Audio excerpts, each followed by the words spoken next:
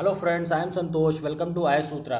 दोस्तों, आज का जो प्रीलिम शॉर्ट न्यूज़ है उसमें सबसे पहले बात की जा रही है केरला के अंदर जो एक ट्रेजेडी इस समय आई हुई है, जो बहुत ही बड़े पैमाने पे नुकसान देखने को मिल रहा है। आप देखेंगे बहुत ज़्यादा बारिश हो रही है केरला में। इसकी वजह से दो बड़े मेजर इंसिडेंट्स देखने को मिले, जिसमें एक तो लैंडस्लाइड देखने को मिली जिसमें 18 लोगों की जान चली गई, ज़्यादातर ये जो टी वर्कर्स थे। और इसमें एक तरफ आप देखेंगे जो ये वाला है, इसमें एयर इंडिया की फ़्लाइट में 15 लोगों की जान चली गई, जो कि प्लेन था वो स्लिप कर गया कैलीकट एयरपोर्ट के अंदर। तो आप समझ सकते हैं कितना बड़े पैमाने पे नुकसान हो रहा है। तो बारिश ज़्यादा होने की वजह से ये सब हो रहा है। उसके बाद यहाँ पे दूसरी में बात की जा रही है क्विट इंडिया मूवमेंट के बारे में। Quit India movement day observe किया जाता है 8 अगस्त को। कल ये मैं डालना भूल गया। और अगस्त को बोला जाता है अगस्त क्रांति की तरह भी बोला जाता है इसे। ये एक इम्पॉर्टेंट मूवमेंट था फ्रीडम स्ट्रगल का हमारे देश में, जहाँ पे एक बहुत बड़ी मास ने, बहुत बड़े जो चंक्स ऑफ पॉपुलेशन ने इसमें पार्टिसिपेट किया और उन्होंने इसमें अपना जो फ्रीडम स्ट्रगल था उसके लिए अपनी जान से जान लगा दी। इस जो लीडरशिप थी इसमें महात्मा गांधी की थी और इसमें उन्होंने सभी लोगों को एकजुट किया और ब्रिटिश इंपीरियलिज्म के खिलाफ खड़ा किया। 1942 के अंदर उन्होंने एक फायरी स्पीच दी बहुत ही, जिसमें उन्होंने लोगों को इंस्पायर किया और बोला कि ये करो या मरो वाली स्थिति है। यही नारा सबसे ज़्यादा फेमस भी हुआ था क्विट इंडिया मूवमेंट का, कि डू और डाई, करो या मरो। और उन्होंने बोला कि ये फाइनल पुश आप दीजिए जिससे कि ब्रिटिशर्स इंडिया को छोड़ के वापस जाएं अपने देश। क्विट इंडिया मूवमेंट और या फिर आप बोलेंगे भारत छोड़ो आंदोलन जो था, ये एक टर्निंग पॉइंट साबित हुआ हमारे जो फ्रीडम स्ट्रगल है उसके लिए। तो आप समझ सकते हैं 1942 का जो स्ट्रगल, इसमें बहुत एक बड़े बड़े जो आप देखेंगे उषा मेहता जैसे लोग, इन्होंने ऑल इंडिया जो रेडियो था उसके तहत अपनी बात पहुंचाई, छुपे छुपे करके इन्होंने रेडियो स्टेशन से ये सब चीज़ें। Quit India movement modern history का एक इंपॉर्टेंट टॉपिक है। आप वहाँ पे इसके बारे में डिटेल्ड एक क्विट इंडिया मूवमेंट के बारे में पढ़ सकते हैं, रिविजन कर सकते हैं इस टाइम। उसके बाद आप यहाँ पे देखिए आज के दिन सेलिब्रेट किया जाता है international day of world's indigenous people. Indigenous कौन होते हैं? इंडिजिनस जिनका भारत से कोई संबंध हो, इंडिजिनस वो लोग होते हैं। 9 अगस्त को सेलिब्रेट किया जाता है ये दिन वर्ल्ड इंडिजिनस पीपल्स का। इसमें सेलिब्रेट किया जाता है पूरे वर्ल्ड में की डेट ऑफ इनॉग्रल सेशन। इसमें जो वर्किंग ग्रुप हैं on indigenous population United nation 1982 के तहत, उनको एक तरीके से याद किया जाता है।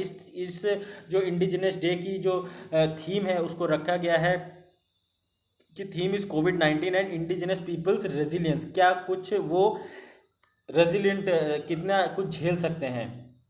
उसके बाद यहाँ पे बात की जा रही है एनएफडीसी यानी कि नेशनल फिल्म डेवलपमेंट कॉरपोरेशन की। ये एक तरीके की ऑर्गेनाइजेशन है अपनी तरीके की, जिसमें एक ऑनलाइन पैट्रियोटिक फिल्म फेस्टिवल के बारे में बात की जा रही है। इस फिल्म जो फेस्टिवल है इसमें देखा जाएगा कि जो इंडिपेंडेंस डे हमारे देश का जो अब सेलिब्रेट किया जाएगा 15 अगस्त को, इसमें जो हर उसमें जो इंडिपेंडेंस डे के टाइम में अगस्त 7 से 21 अगस्त तक हर दिन एक हाई क्वालिटी की इंडिपेंडेंस डे की जो थीम की पिक्चर होती है, जो बोल सकते हैं आपकी देशभक्ति वाली जो पिक्चरें होती हैं, वो फिल्म इसमें वेबसाइट जो है इनकी www.cinemasoftindia.com, इसमें फ्री ऑफ कॉस्ट में ये सारी मूवीज़ दिखाई जाएंगी। आप यहाँ पे जाके देख सकते हैं। इसमें आप देखेंगे काफ़ी ज़्यादा जो इंडिया की जो लैंग्वेजेस की फिल्म है, जैसे हिंदी, मराठी, तेलुगु, तमिल, बंगाली, गुजराती, मलयालम, ये सारी फिल्म्स को इस पूरे फेस्टिवल में शोकेस किया जाएगा। घर बैठे लोग सारे देख सकते हैं, इस फेस्टिवल को एंजॉय कर सकते हैं। तो इस बारे में आप आइडिया रख सकते हैं। यहाँ पे बात की जा रही है अभी हमारे देश के जो यूनियन एजुकेशन मिनिस्टर, जिन्हें अभी तक एचआरडी मिनिस्टर बोला जाता था, अब हमारे देश के जो एचआरडी ह्यूमन रिसोर्स डेवलपमेंट का नाम चेंज करके अब एजुकेशन मिनिस्ट्री रख दिया गया है। इन्होंने अभी रिलीज किया है ऑल्टरनेटिव एकेडमिक कैलेंडर, जिससे कि अपर प्राइमरी स्टेज के जो स्टूडेंट्स होते हैं उनको और उनके गाइडेंस के लिए अभी एजुकेशन मिनिस्ट्री ने एक ऑल्टरनेटिव एकेडमिक कैलेंडर डेवलप किया, जो कि हेल्प करेगा स्टूडेंट्स, पेरेंट्स, टीचर्स और जो प्राइमरी और अपर प्राइमरी स्टेजेस के जो स्टूडेंट्स हैं वो सबको एक मीनिंगफुल वे में कैसे वो जो कोविड-19 के टाइम में अपने घर में रह के पढ़ाई कर सकें, वो सारे जो ऑनलाइन जो पढ़ने का जो तरीका है वो फॉलो कर सकें, जिससे कि उन्हें ज़्यादा से ज़्यादा बेनिफिट हो। इसमें गाइडलाइंस प्रोवाइड कराई जाएंगी जो टीचर्स हैं उनको, और जो दूसरे टेक्नोलॉजिकल टूल्स अब अवेलेबल कराए जाएंगे, जिससे कि सोशल मीडिया के अंदर वो कैसे अपनी एजुकेशन को ज़्यादा से ज़्यादा एक नया दायरा दे सकें, इम्पार्ट कर सकें एजुकेशन को। मतलब एक फन फील्ड तरीके से, मतलब इंटरेस्टिंग तरीके से वो कैसे ज़्यादा पढ़ा सकें, यही सारी चीज़ें आप आइडिया रख सकते हैं कि alternative academic calendar for students किसने लॉन्च किया, तो एजुकेशन मिनिस्ट्री ने लॉन्च किया। यहाँ पे बात की जा रही है जो कमर्शियल शिप्स होते हैं और जो फिशिंग शिप्स होते हैं, जो फिशिंग वाले, इनके लिए अलग अलग रूट की बात की जा रही है कि ये अब कमर्शियल जो शिप्स होते हैं ये अलग रूट पे चलेंगे और जो फिशिंग वेसल्स हैं ये अलग रूट्स पे चलेंगे। मिनिस्ट्री ऑफ शिपिंग ने इस पूरे ऑपरेशन ऑफ रूट्स जो है इनको मैनेज करेगी, जो साउथ वेस्ट इंडियन वाटर्स में देखने को मिलता है। अब नया रूट बनाया जाएगा, इसमें आप देखेंगे अलग अलग जो चीज़ें देखने को मिलेंगी, जिससे कि देखेंगे आप लॉस ऑफ जो बहुत डैमेज होता था प्रॉपर्टी को। मान लो अक्सर फिशिंग जो जो मछलियाँ पकड़ते हैं मछुआरे, और ये जो बड़े बड़े जो कंटेनर्स होते हैं फिश जो शिपिंग कंटेनर्स, इनमें अक्सर भिड़ंत हो जाती थी, जिस वजह से कई बार जहाज टूट जाते थे, लोगों की जान तक चली जाती थी। काफ़ी ज़्यादा एनवायरमेंटल पोल्यूशन देखने को मिलता था, कई बार तेल रिसाव होने लगता था, इस वजह से समुद्र में पोल्यूशन देखने को मिलता था। इन सारे इश्यूज़ को रिजॉल्व किया जाएगा।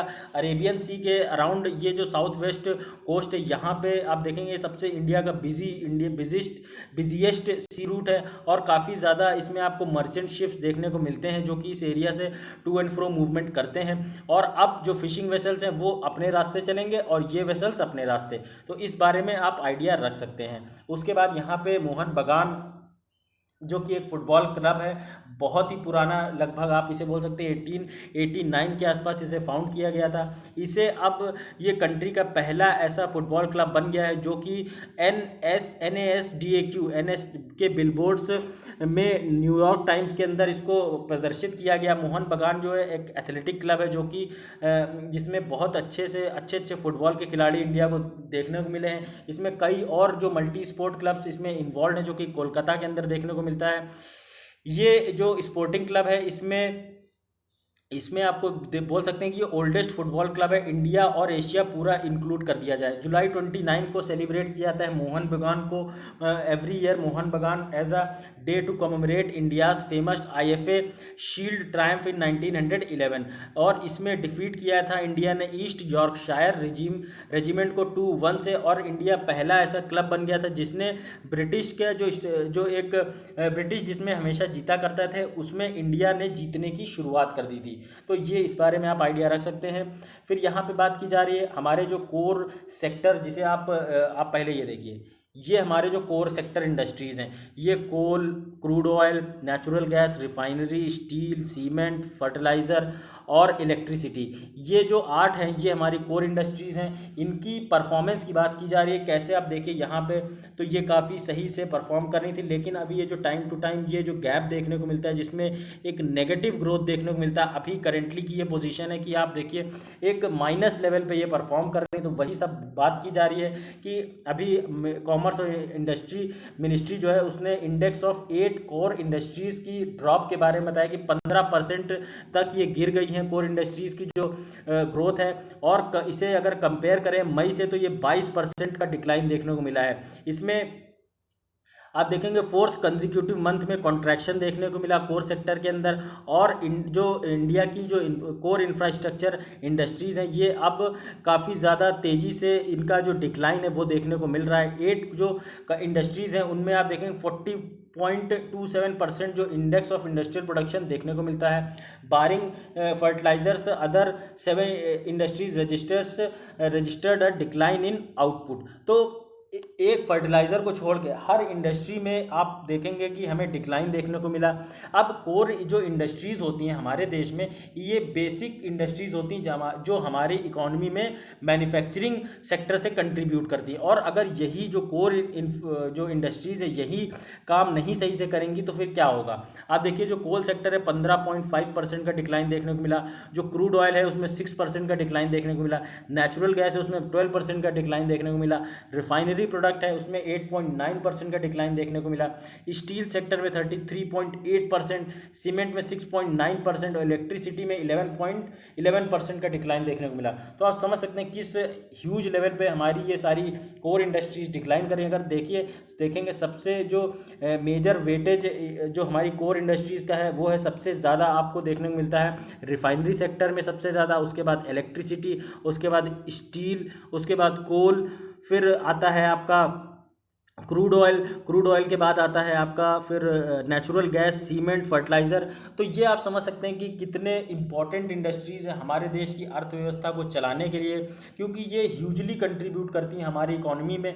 तो ये सारी चीज़ें इस बारे में आप आइडिया रख सकते हैं। अक्सर असेंडिंग ऑर्डर में पूछ लिया जाता है, ये डिसेंडिंग ऑर्डर में आपसे कोर इंडस्ट्रीज़ के वेटेज के बारे में पूछा जाता है। तो आप इसके बारे में आइडिया रखिए अच्छे से और समझिए कि क्या इंपॉर्टेंस है कोर इंडस्ट्रीज़ का हमारे देश की इकोनॉमी में। तो ये था दोस्तों आज का पूरा total lecture prelim short news का। I hope you like this video. Please like share subscribe करना मत भूलिए अगर आपको ये पसंद आता है।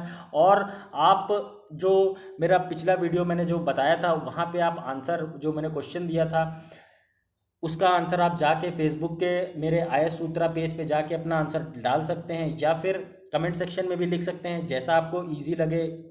तो दोस्तों ये था total lecture. Thank you guys.